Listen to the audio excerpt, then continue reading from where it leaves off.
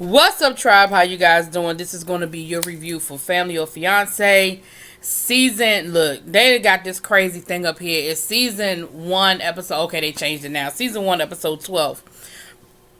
So we have Romeo and Natasha. Now, Romeo and Natasha, they're a little bit of an older couple. You know, we're used to seeing these young couples. They're a little older. They've been engaged for 3 years. They said that every time they were trying to plan the wedding, something would happen. Natasha's father passed away, then her mom got sick. And she's actually her mom's caretaker, which we'll get to that a little later on in the episode. But they've been dating for something like 7 or 8 years. They've known each other. When they met, Romeo was still legally married, but he was not living with his wife. And Natasha said that she did not know that in the beginning, and if she had known, it would have changed. That she probably would not have dated him. Let me say this before I forget. I love that jumpsuit that Natasha has in her little confessional. That jumpsuit is really cute, Natasha. Anyway, moving on. So they're from New York, but they moved down to Atlanta. So you hear that New York all through the accents and everything else, honey. The New York comes through. Now, their biggest issue is Natasha's family feels like they feel like Romeo took her away from them. They feel like he's a little too familiar. Like, you know, that he's a little, like he's never serious. He's always on joke time, which I kind of picked up on that from the beginning. Like, he was like, you know, like even when they first got there meeting the doctor, he was acting like they homies and they known each other for 20 years. So I could see where they were coming from with that. Then on his side, his family feels like she's a gold digger. That she just lays around, lazy gold digger. Now, when they first said that, I felt like, well, does Natasha not work? Because, you know, people automatically assume when somebody's a stay-at-home mom that they not doing no work. And it sounds like Romeo has custody of his children and that she's a full-time mom with them.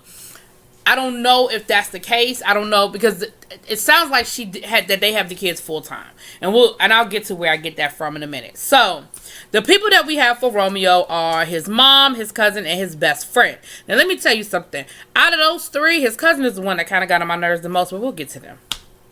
The best friend feels like, well, I'll get to that in a second. Then for Natasha, we have two of her cousins, and we also have her best friend. So, and I like the fact, I'm going to give you props, Miss McMillan. You are giving us some different games. You're giving us some different exercises, and I can appreciate that. The end result is the same. You want them to get to know each other, but I appreciate that we're just not doing 20 questions every week. 20 questions, 20 questions. So, for Natasha, her task is to go through her day. Her week. Let them see exactly what it is she does day to day, every week, so that they understand that she is not just sitting around spending up his money. For her family, their task is to play. They're going to cook and they're going to ask questions, but he has to answer them in 30 seconds. So it's like a real quick, like a zip, zip, zip, zip kind of thing. And I thought that was cool too. It's the same concept, asking questions, getting to know him, but you're kind of putting a little spin on it, like, so he can't just talk forever. He got to get in and get out. Give me the facts and then move on. So with that being said, they come in and immediately Natasha and his mom clash. Now, from Natasha's point of view, his mother walked right past her and didn't speak. From the mom's point of view, Natasha was rolling her eyes before she could even get a chance to speak. So yeah, she ain't speak. So then Romeo was like, well, did you speak to her? She was like, no, I ain't speak to her. She ain't speak to me. I ain't speak to her. So immediately you see that and what she said and what the mom said was that she never went out of her way to get to know us. So she said they've been dating for 7 or 8 years and I don't know anything about her. I don't know this woman. So obviously no one is giving their blessing. And they, like I said, they went around and they spoke on it. And I honestly felt like the issues that Natasha's family had really weren't that big. Like, they were like, well, you took her away from us to Atlanta. We didn't know about it. We didn't find out about it until it was an Instagram post. That's not on him. That's on her. Like, you're mad at him, but that's on her to communicate to you all to let y'all know, look, we're moving to Atlanta. Look, we got engaged. Like, if you're finding out major milestones in this woman's life through her social media, I would question my friendship with this person. Like, are we the kind of friends that I think we are? You see what I'm saying? I don't think that's on him. And that's kind of how I felt about it. I was like, y'all putting stuff on him that's not really on him, I didn't think. The whole joke time thing, okay, I could see that, you know, being an issue or whatever, that he's always on joke time or whatever. Now on Romeo's side, I agree with where his best friend was coming from. His best friend was like, I don't have a problem with Natasha, but I feel like you never gave yourself a chance to grieve. You broke up, you and your wife got divorced, and you immediately were in a serious relationship. Yeah, because he had already been dating Natasha before he got the divorce. And his best friend's concern is, I just want to make sure that you have allowed yourself time to fully grieve that relationship so that you can be the best man that you need to be for your wife. I 100% understood where he was coming from. But the cousin was really talking about the finances and her spending the money, and you talk, I see you posting about Gucci shoes and this. I'm sorry, we'll get to that. So while Romeo is with her family, her family, they find out that a lot of their issues with Romeo are really their issues with Natasha. Like I just said, the fact that you didn't know that she was moving to Atlanta, and then what they found out was that it was her idea. It wasn't his idea. His finances, they didn't know exactly what he did, and so they were able to get clarity on that part of it, and the engagement, like they were able to get a lot of clarity and realize that he wasn't keeping them away from her, she was keeping herself away from them. And so I thought that was some good thing that was cleared up. Then when she was with the family, with his family, and she went through her day, baby, she gets up at 5 o'clock in the morning to take care, because she's her mother's caretaker. And a lot of people, if you have never been a caretaker, you do not understand how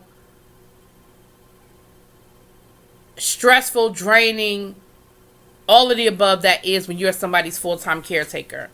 And she said she gets her mom up, dressed, ready to go, and her mother goes to a daycare during the day, an adult daycare during the day. Then she gets the kids up, dressed, ready to go to school. And that's why I said he must have full custody of his daughters, because they don't have children of their own. These are his children. Then she gets herself ready and she goes to work. So I didn't understand the whole, she just lazy laying around and not doing nothing. I was like, where are they even getting this mindset from if she has a job? Now, what came up was that his mom had gotten her a job and she didn't take the job or didn't keep the job. And I think her mom was holding on to that. But she said, because of my obligations to my mother, that job, the hours that job were not conducive. Now, I don't get the impression that she has like a high paying job or a career type job. And I'm sorry, I'm not judging. I'm just saying that's the impression that I get.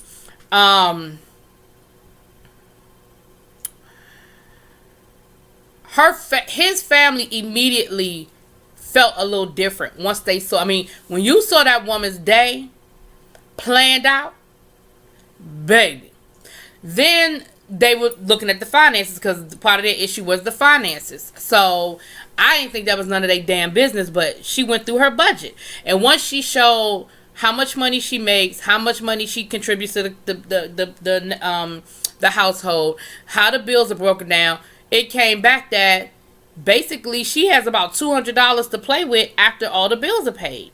And the best friend, I mean, not the best friend, but the cousin was like, well, I mean, you be posting about Gucci belts and new Gucci shoes. And then she was like, yeah, that's my money. And if that's how I want to spend my money, then that's how I will spend my money, because the bills are paid. But don't sit here and act like all I'm doing is going out here shopping and I'm not taking care of the household. And she basically told them, like, look, at this point, either you love me or you don't. But if you don't love me, don't be a hindrance. So that was day one. Then they had dinner, and the conversation over dinner was pretty good. I feel like they were able to put some things on the table. Now, his mom is hard. Like, his mom, she's got an attitude, and she's rough. And her thing is, I want to make sure, this woman has not gone out of her way to extend herself to me, to get to know me. I don't know her. She is a full-time mother to my grandkids, and I don't know what kind of mother she is. And that really pissed Natasha off, because she was like, she's questioning my motherhood. Like, she's questioning how I love these girls. I've been in these girls' life since they were 2. You know what I mean? So she was really offended by that. But she got that hard New York, just like that. You know what I mean? Like, hard knock life kind of attitude. And what he said was, he did say that the mother's divorce was hard. Like his parents got divorced, and it was a really hard divorce, and they really they really went back and forth. The other thing that came up at the dinner, and what I appreciate, is that Romeo checked his friend. He checked his cousin. And because his cousin was bringing up the finances and stuff again. And, Natasha, he was like, look, this is the woman that I'm going to marry. This is the woman that I love. So I'm going to really need you to back up off of me right now. And he was like, well, you call me talking about her, she's spending too much money, and she's doing this and she's doing that. And he was like, you're right. But I call you because you're my friend. I'm calling you to vent. That doesn't mean that, you got to hold that. And see, here's a lesson. You have to be careful about what you say to people, and you have to be careful about what you don't say. And this is what I used to tell my sister all the time. She would date people, tell me all the bad stuff, and then wonder why I don't like them. Well, you don't tell me the good stuff. All you tell me is, he don't call. He don't come when he's supposed to come. You know what I'm saying? All you tell me is the bad stuff. So when he does the good stuff, you don't call and say, oh, he sent roses to my job just because. Oh, we went on date night last night, and we took a walk along the waterfront and held hands, and it was cute. Like, you don't give me the good stuff. So if the only time Romeo is calling his cousin is when he's pissed off and it's always about money, then it's not fair to him to now say to him, you can't be in my business about my finances. He said, but the one thing he did say was, the way you talk to her, I would never talk to your wife that way. And I was like, now that is valid. Again, there has to be a level of respect. You can't talk to people crazy. There's got to be a level of respect in how you interact with people. So from that point of view, I did understand, and I did respect that. So they go to see the doctor the next day, and they let the doctor know that, dinner went kind of crazy. There were some things said. There was some feelings hurt. And the doctor says, well, I think that, you guys have broken some barriers, but I think that y'all need a day of just fun. So she sent them to the beach. Now, the other thing that came up, Romeo was really using this like a real therapy session, right? He starts talking about how he felt like his mother never really loved him, and this, that, and the other. And so the doctor was like, okay, well, that's something you kind of need to talk to her about. So while they're at the beach, he pulls his mother aside and wants to have this conversation with his mother about how he feels like she never loved him, and he's always been fighting for her acceptance and her love all his life. And baby, when I tell you, that broke that woman all the way down. First of all, she's got this camera in her face trying to have this conversation with her son, and her son is telling her, well, I thought you never loved me. And you could see she was hurt. She was angry, but she was hurt. And she was like, I'm not having this conversation. I'm shutting it down. I'm not having this conversation. And she was hurt. Let me rewind before we get to that part. When they first got to the beach, they were having fun. They were playing in the water. They were laughing and joking. They were making jokes about, the chairs weren't made for, for these black butts. You know what I'm saying? And they were all cross. It wasn't like her friends were laughing and joking and his friends were laughing, and family. They were laughing and joking with each other. And so it was a good moment.